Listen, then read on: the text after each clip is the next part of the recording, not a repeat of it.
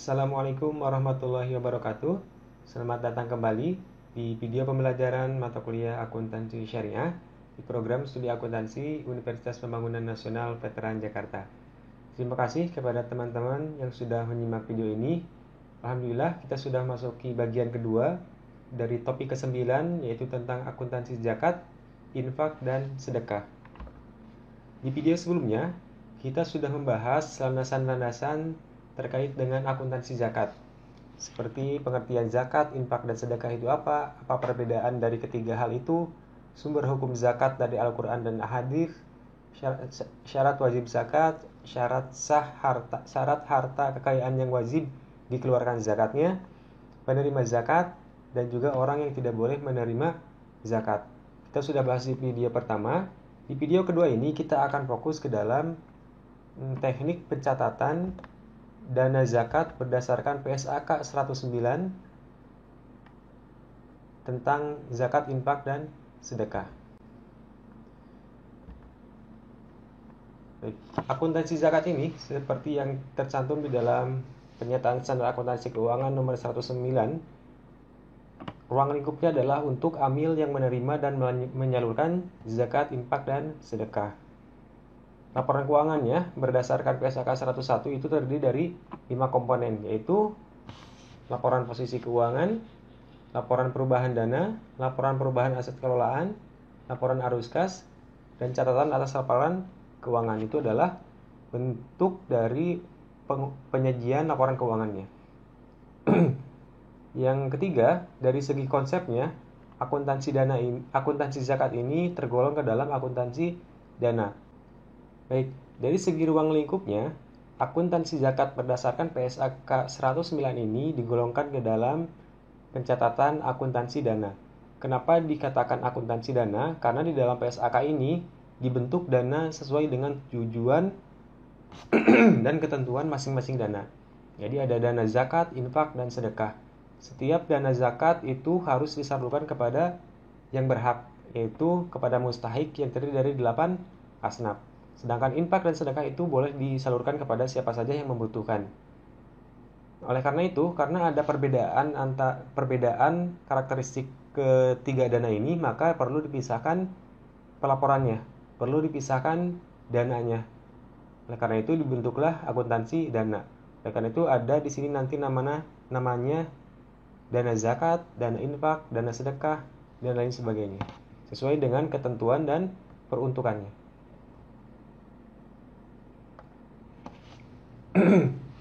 PSAK 109 ini dari segi ruang lingkupnya atau dari segi prakteknya dilakukan atau digunakan oleh amil zakat yang menerima dan menyalurkan zakat. Jadi tidak termasuk PSAK 109 ini bukan untuk perusahaan atau perorangan yang mengeluarkan zakat, tetapi khusus untuk amil zakat yang menerima dan menyalurkan zakat. PSAK 109 ini juga tidak berlaku untuk entitas syariah yang menerima dan menyalurkan zakat, tetapi kegiatannya tersebut bukan menjadi kegiatan utamanya. Misalkan perusahaan itu adalah perusahaan dagang, tetapi dia menerima dan menyalurkan zakat dari para pegawainya misalkan. Itu tidak termasuk ke dalam ruang lingkup PSAK ini. Baik, ini adalah beberapa bagian atau beberapa tahapan-tahapan dari akuntansi zakat ini yang dilakukan pencatatannya oleh amil. Yang pertama adalah penerimaan zakat. Penerimaan zakat bisa berupa kas, bisa berupa non-kas. Baik, yang kedua yaitu penurunan nilai zakat. Penurunan nilai zakat ini terkait dengan aset zakat yang memang awalnya diterima dalam bentuk non-kas. Oleh karena itu, ketika ada penurunan nilai zakat tersebut, nilai aset tersebut, kita harus melakukan pencatatannya. Yang selanjutnya juga kita akan mempelajari bagaimana cara membuat pencatatan untuk penyaluran zakat, baik secara langsung melalui lembaga-lembaga lain atau penyaluran zakat kepada amil. Karena memang seperti yang kita pelajari sebelumnya, bahwa amil juga termasuk ke dalam pihak yang memang berhak menerima bagian dari zakat. Yang selanjutnya juga kita akan mempelajari bagaimana cara membuat jurnal penerimaan ujroh atas penyaluran zakat. Karena si amil ini dia berhak menerima uzroh, misalkan ketika dia memperoleh zakat dan dia harus disampaikan kepada pihak tertentu, maka si amil ini berhak menerima uzroh atau menerima pembayaran dari kegiatannya tersebut. Oleh karena itu kita harus mencatat penerimaan tersebut ke dalam penerimaan kas dari amil tersebut. Bagaimana pencatatannya nanti kita akan pelajari satu persatu. Jurnal selanjutnya juga kita akan mempelajari bagaimana mencatat beban penghimpunan dan penyaluran zakat. Karena ketika menghimpun dan menyalurkan zakat itu ada biayanya, maka akan kita pelajari nanti pencatatannya seperti apa. Yang terakhir kita akan mempelajari bagaimana penyajian dan pengungkapan dari laporan keuangan akuntansi zakat ini. Kita mulai dari yang pertama, terkait dengan penerimaan zakat, pencatatan akuntansi untuk penerimaan zakat. Zakat itu dapat diterima dalam bentuk kas ataupun non kas. Ketika amil menerima zakat, maka yang akan bertambah adalah dana zakat, diakui sebagai dana zakat. Kalau zakatnya tersebut dalam bentuk kas, maka yang dicatat adalah senilai kas yang diterima oleh amil tersebut. Tetapi kalau dalam bentuk non kas, maka yang dicatat adalah nilai wajar dari aset non kas tersebut. Misalkan contoh kasusnya, pada tanggal 2 Januari tahun 2020, amil zakat menerima zakat dari Bapak Ahmad senilai 20 juta. Ini berarti penerimaan zakatnya dalam bentuk kas. Yang kedua, tanggal 3 Januari tahun 2020, amil zakat menerima zakat dari PT Sejahtera berupa 1 unit kendaraan operasional dengan nilai wajar 200 juta. Maka ini penerimaan zakat dalam bentuk non kas. Jurnalnya kalau dalam bentuk kas, maka dia menambah dana zakat.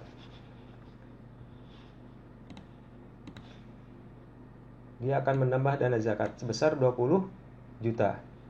Kasnya bertambah juga 20 juta. Ini dalam bentuk kas. Kalau bentuk non kas, maka yang bertambah adalah dana zakat juga, tetapi asetnya yang didebit adalah asetnya, kendaraannya, karena ini dalam bentuk kendaraan. Kalau misalkan dalam bentuk mesin, berarti di sininya mesin. Kalau misalkan dalam bentuk bangunan atau rumah, maka di sininya adalah bangunan atau rumah. Itu kalau dalam bentuk non kas.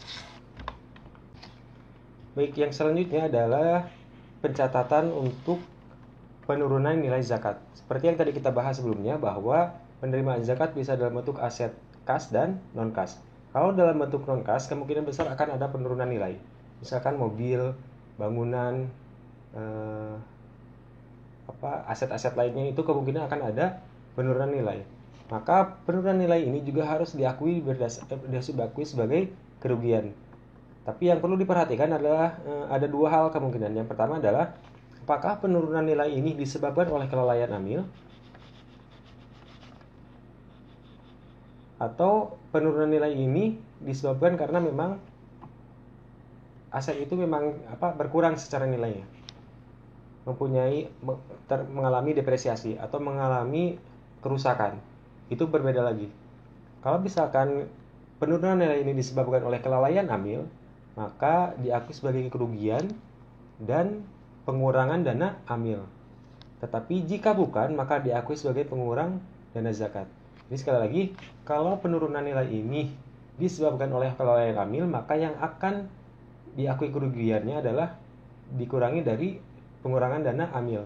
Tetapi kalau bukan karena kelalaian amil, maka akan mengurangi dana zakat. Misalkan di kasus pertama, kendaraan zakat yang diterima amil mengalami kecelakaan ketika digunakan oleh sopirnya. Asumsinya di sini adalah sopirnya misalkan lalai dalam melaksanakan tugasnya. Nilai kendaraan turun menjadi 150 juta. Awalnya adalah 200 juta. Kasus yang kedua, penurunan nilai ini dikarenakan kerusakan. Airbag-nya misalkan tidak berfungsi, nilai kendaraan turun menjadi 195 juta. Bagaimana jurnal untuk penurunan nilai yang disebabkan oleh kelalaian dari pihak amilnya? Maka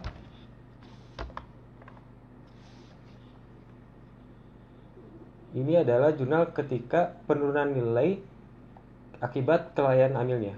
Dana amilnya berkurang, kendaraannya juga berkurang. Nilai kendaraannya berkurang kerugiannya diakui sebagai pengurang dana amil. Jadi kalau dana amilnya ini di sebelah debit, berarti dia berkurang. Yang kedua, kalau misalkan penurunan nilainya disebabkan oleh kerusakan aset itu sendiri, penurunan nilai aset sebenarnya, maka yang dikurangi adalah aset itu sendiri dan dana zakat. Diambil dari dana zakat. Kerugiannya itu diakui dari pengurangan dana zakatnya. Yang ketiga adalah pencatatan untuk penyaluran zakat. Jadi penyaluran zakat ini akan ada 3 cara. Yang pertama langsung oleh amilnya. Yang kedua adalah melalui lembaga lain. Yang ketiga penyaluran zakat kepada amil itu sendiri. Kalau penyaluran zakat secara langsung, maka jurnalnya seperti ini. Misalkan amil zakat menyalurkan zakat kepada para petani yang gagal panen sebesar 10 juta. Yang kedua, amil zakat menyalurkan zakat berupa bibit senilai 10 juta kepada kelompok tani. Kalau langsung dalam bentuk kas, maka penyaluran dana zakat kepada kas. Artinya kasnya berkurang, dana zakatnya juga berkurang. Jadi saldo normalnya dana zakat ini sebenarnya kredit. Kalau dia berkurang maka dia di debit. Yang kedua, kalau dalam bentuk aset non kas. Karena kita awalnya beli dulu nih, aset non kasnya itu bibit, maka bibit pada kas senilai 10.000.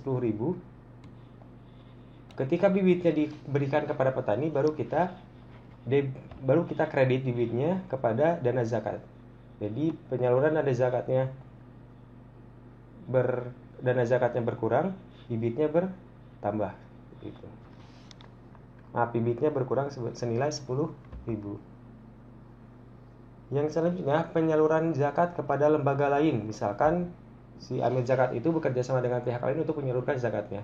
Di sini contoh kasusnya adalah pada tanggal 20 Januari 2020, amil zakat menyalurkan zakat kepada kelompok tani yang gagal panen melalui lembaga sosial desa setempat. Zakat yang disalurkan senilai 10 juta dan diterima oleh kelompok tani pada tanggal 30 Januari.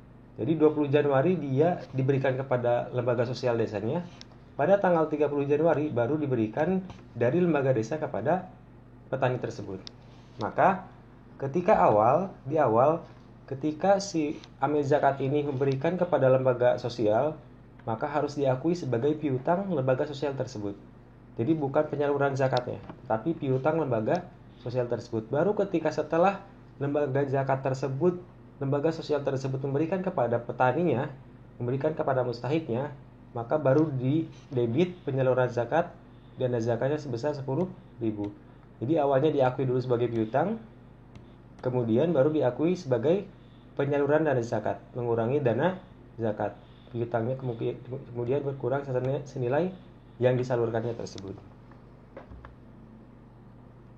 Yang kelima, penyaluran zakat kepada amil itu sendiri. Karena amil merupakan salah satu pihak yang berhak menerima bagian zakat.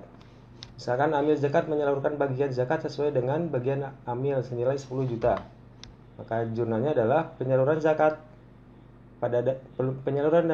penyaluran zakat dana zakat sebesar 10 juta, penerimaan zakat dana amilnya bertambah 10 juta. Seperti itu. Penerimaan ujroh atas penyaluran zakat. Ujroh itu merupakan bayaran atau upah. Bisa jadi karena aktivitas yang dilakukan oleh amil. Misalkan contohnya di sini. Amil zakat menerima zakat dari PT Sejahtera senilai 500 juta. Namun perusahaan ingin menyalurkan zakat tersebut kepada masyarakat di sekitar perusahaan.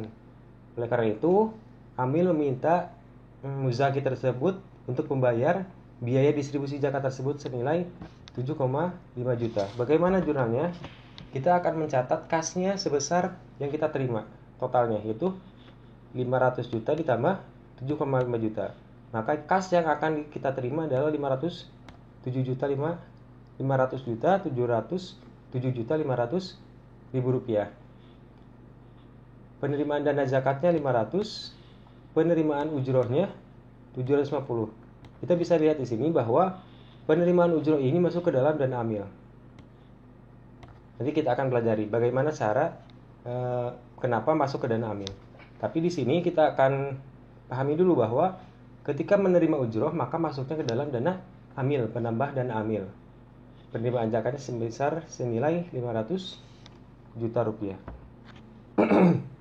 Nah, di sini jurnal ketika mengeluarkan beban penghimpunan dan penyaluran dana zakat. Ketika Amil menghimpun dana zakat, misalkan untuk biaya promosi, untuk biaya membuat iklan dan lain sebagainya, itu adalah biaya penghimpunan. Kalau biaya penyaluran itu seperti tadi, jadi distribusi penyaluran yang misalkan ke daerah-daerah terpencil, maka itu perlu dana, perlu transportasi, perlu akomodasi, maka itu diakui sebagai beban penyaluran zakat. Di dalam PSAK 109, beban penghimpunan dan penyaluran zakat harus diambil dari porsi dana amil. Ya, jadi beban penghimpunan dan penyaluran zakat itu diambil dari porsi dana amil. Kenapa tadi penerimaan ujrohnya diakui dalam penambah dana amil? Karena memang beban penghimpunan dan penyaluran dana zakat ini diambil dari porsinya dana amil. Bagaimana kalau misalkan terjadi kekurangan dana yang ada di dana amilnya? Maka boleh mengambil dari dana zakat, tapi harus dikembalikan ketika ada penggantinya, ketika dana amilnya sudah terisi lagi. Contoh kasusnya di sini, amil zakat membuat spanduk untuk promosi program penjemputan zakat ke rumah.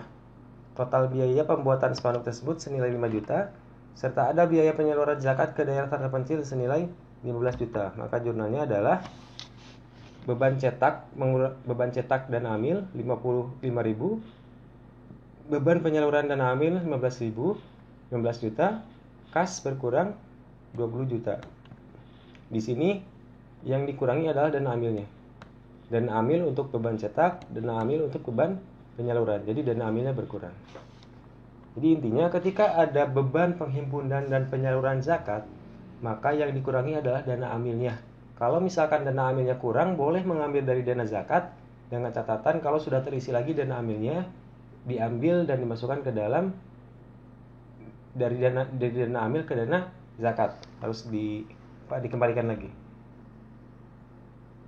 Yang selanjutnya adalah penyajian di dalam laporan keuangan. Seperti yang sudah kita bahas sebelumnya, bahwa dana zakat, dana infak, sedekah, dana amil, dan dana non halal disajikan terpisah di dalam laporan posisi keuangan. Jadi dalam posisi keuangan itu ada dana zakat, dana infak, dana amil, dan dana non halal. Itu harus dipisahkan satu persatu. Yang terakhir, pengungkapan di laporan keuangan. Yang pertama terkait dengan dana zakat. Apa saja yang harus diungkapkan?